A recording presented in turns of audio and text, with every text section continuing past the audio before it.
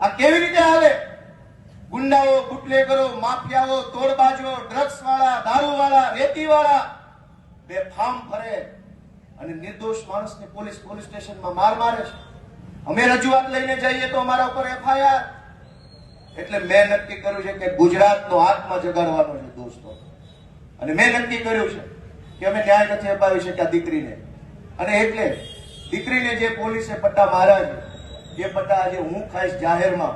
અને મેં નક્કી કર્યું છે કે આ દીકરીના પટ્ટા માર્યા છે એ પટ્ટા મને મળવા જોઈએ અને ગુજરાતનો આત્મા જાગવો જોઈએ.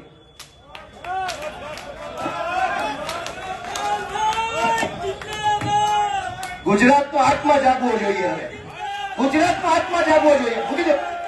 આત્મા જાગવો જોઈએ ગુજરાત આખાનો. દીકરીને પટ્ટા કેવી રીતે પોલીસ મારે? મૂકી દો.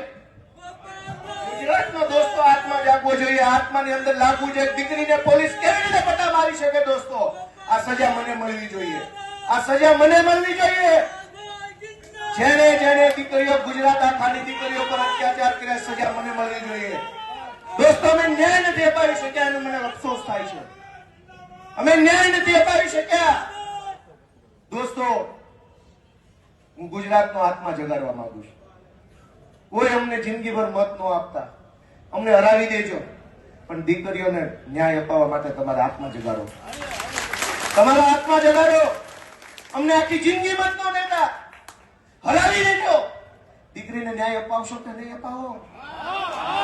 અમે મહાન નથી. કાલ મરી જઈશું. આ પાર્ટી ખતમ થઈ જાય. દીકરીઓની ઇજ્જત કોણ કરશે? અને આ એક દીકરીનો સવાલ નથી. ઝઘડિયામાં બળાત્કાર થયો, જસદણમાં બળાત્કાર થયો, દાહોદમાં બળાત્કાર, ચારો તરફ બળાત્કાર થાય